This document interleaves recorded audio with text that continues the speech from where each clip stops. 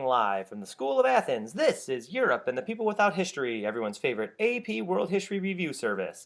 So today we're going to be talking about Period 5, continuing that discussion of the long 19th century and the AP World History Curriculum Framework by talking about Key Concept 5.4, which says, as a result of the emergence of transoceanic empires and a global capitalist economy, migration patterns changed dramatically and the number of migrants increased significantly. So go ahead and pause me, put that into your own words, and I'll show you what I came up with when we come back. Okay, so I came up with, because of industrialization and imperialism, people started to move around. So we're going to be talking all about migration, which I'm sure your teachers have made a big deal about. And so here is the review for it. Before we go any further, I want to review two basic human geography terms, if that's a class that you've taken in your past. I know my students have, not all of you have. But in case you have taken it before, haven't taken it before, here are some important things to think about in terms of migration. When people leave, they do so for two reasons most of the time. One are push factors. These are things that make you want to leave your current place. So bad stuff about where I am. Pull factors are those things that make another place awesome. Things that make you want to go somewhere else. So I live in boring old Illinois with a lot of corn and a lot of weird people. And so I might want to leave Illinois because of its boredom and go to California because of how fun it is and how awesome the weather is.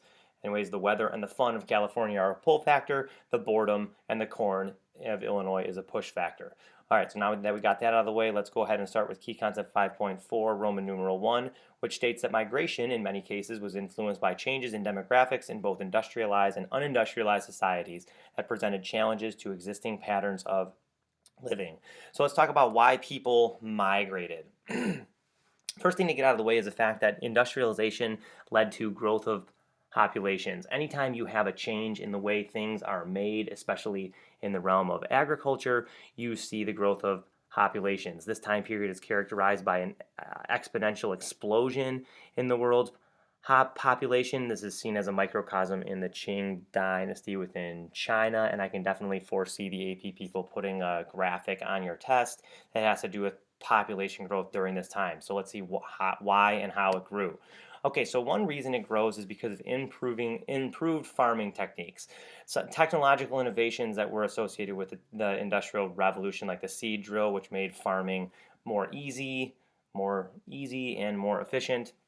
Also new farming techniques that made farming more efficient, like the advent or the use of the three-field or crop rotation system. This was pioneered by the Dutch and then quickly adopted by the British, which basically said that you should move crops around instead of planting the same thing in the same spot every year, because that drains the nutrients from the soil. Now, this didn't stop them from doing it in other places like the Americas or South and Southeast Asia. However, when in Britain, when you were planting food crops, they tended to move them around. Now, in addition to those, the introduction of new crops from the Americas as a result of the Columbian Exchange, like the potato and corn, increased caloric intake per acre. So people were now able to eat less, but still get the same amount of calories. So in places like Ireland, where they eat a lot of potatoes, population was able to grow.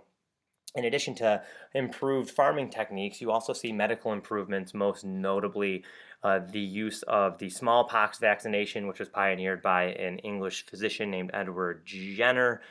And then once they figured out the smallpox vaccination, they started to use vaccinations for many other different ailments that cause people to die. So more food, better medicine, more people. Okay, so now let's talk about other factors that contributed to people migrating to specifically urban areas. So urban areas had things to offer, like, for example, industrialization and the building of factories provided a lot of jobs and the opportunity to make a wage, and also transportation innovations that were often seen in these places could get peasants there and could also get them back to where they came from. So it was a good idea, or it was a good pitch for peasants, and that they were able to travel into the cities, but then sometimes make their way back home to see their families. Now, more influential, I would argue, are the push factors, the things that force people to leave their peasant life and to go settle in the cities. One was a loss of land in rural areas that was precipitated mostly by the Enclosure Act, specifically in England, which took common lands and fenced them off and gave them to rich people in the government.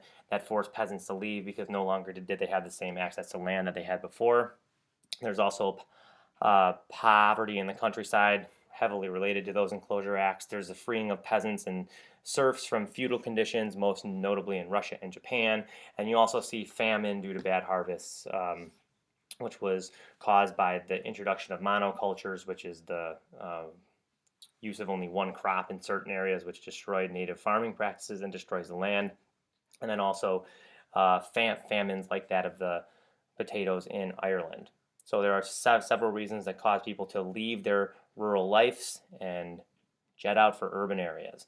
Okay, key concept 5.4, Roman numeral 2. Migrants relocated for a variety of reasons. So now we're talking not only about going to urban areas, but we're talking about transnational migration and people actually uprooting and going to other places. So it's important to keep in mind that many people who moved during this time did so on their own.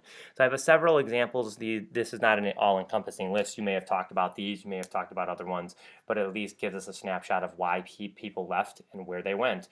So Germans were fleeing political unrest, notably in the 1840s with failed unification efforts, and they largely went to America. That's why so many of you Americans have German ancestors. Italians also fleeing political unrest in the 1840s, left for Argentina. There's a lot of land available in Argentina, and they did similar agricultural techniques as they did in Italy, so it was a place that Italians were lured to. English aristocrats were looking for new opportunities. Perhaps they were people who owned a lot of land in the countryside and were losing power to the rapidly the increasingly powerful textile owners or textile factory owners and other industrialists. So they would leave for other English colonies to continue their land expansion efforts. Many Europeans, this is a great exodus for Europeans, roughly 20% of them leave the continent. A lot of them go to the United States in search not only of land, but also less crowded areas. By the mid-1800s, Europe had been sort of a festering pool of population density, which was something that many wanted to leave.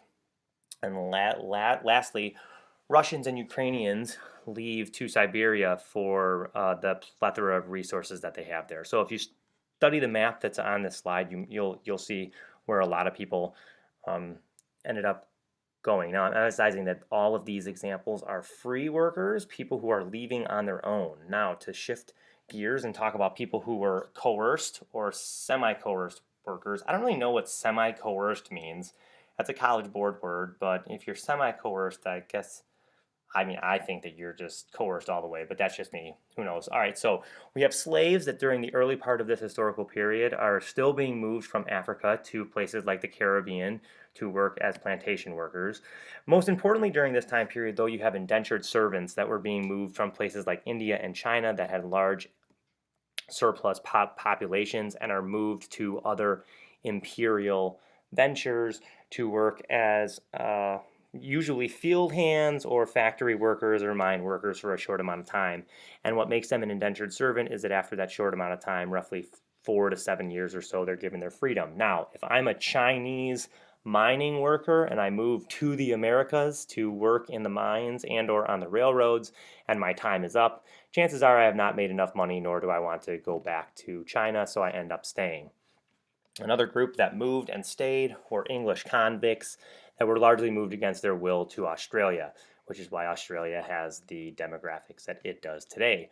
Welcome to the show, Australia. It's good to have you. All right, key concept 5.4, Roman numeral 3, says the large-scale nature of migration, especially in the 19th century, produced a variety of consequences and reactions to the increasingly diverse societies on the part of migrants and the existing populations.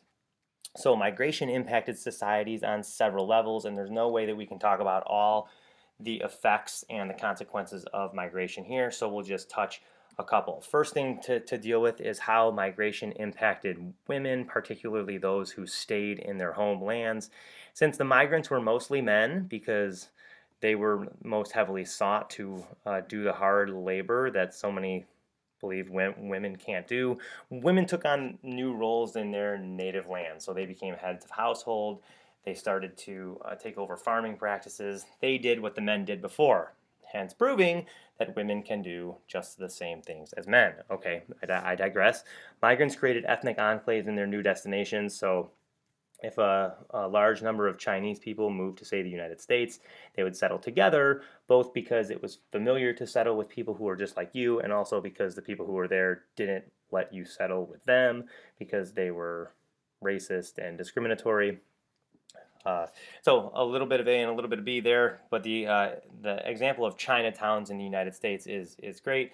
Ethnic enclaves. Other ones in the United States, like Little Italies and Little Irelands, are prime examples of the people who left their homelands and settled together with other people that they know in the New World. Now, over time, these enclaves are going to become less pronounced. However, during the first couple of generations, they tend to dominate the demographic landscape. Then finally, migrants face discrimination everywhere that they went, as you can see illustrated by this political cartoon right here. When the Chinese came to America, they were met with an unruly and not nice Uncle Sam. America actually in 1881 passes a law called the Chinese Exclusion Act, which bars further Chinese immigration to the United States. In addition to that, there was just a general trend of xenophobia or anti immigrant sentiment that was practiced throughout the United States. Wow, that's a shocker. In Australia, the Australian government that was largely under the control of British passed a White Australia policy, which was devastating to the indigenous Aborigines of Australia. And then finally, in South Africa, where many uh, Africans from places like the Congo had moved in order to work in mining efforts for wages, were having to deal with not only racial segregation via the apartheid laws that become more pronounced in the 20th century, but sort of get their beginnings during this time period, but also laws that allowed whites to own almost 80% of the land. Anyways, wherever migrants went, they usually took terrible jobs and were facing social degradation. Well, that was a happy one, and that, my friends, is how we reach nirvana. I'll see you next time. This is your Buddha, signing off.